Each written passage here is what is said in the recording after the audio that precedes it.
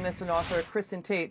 Kristin, we have the strong arming of, it looks like, a sexual harassment accuser, Anna Liz. And we also have the New Yorker magazine reporting someone in the Cuomo administration is trying to smear Lindsey Boylan. When she went public last December, they released her personal records to the media. Your take on this story?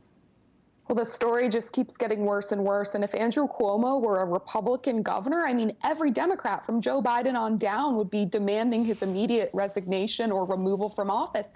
They'd be treating him the same exact way they treated Brett Kavanaugh, with zero respect for due process. They tried to destroy Kavanaugh's life and humiliate his family based on decades-old allegations that were completely unsubstantiated. I mean, they went through every yearbook photo and believed every claim, no matter how absurd or baseless.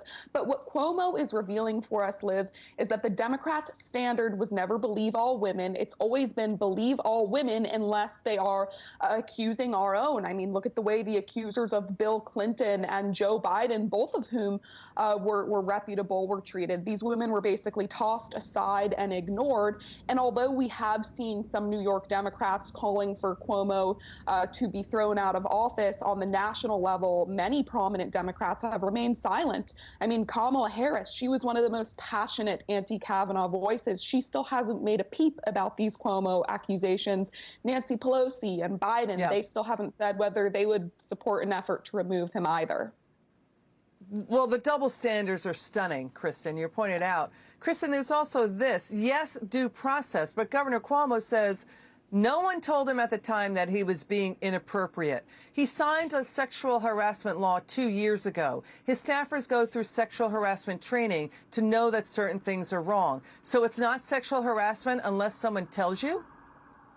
I mean, it's just ridiculous, the excuses being made, but this really should not surprise anyone.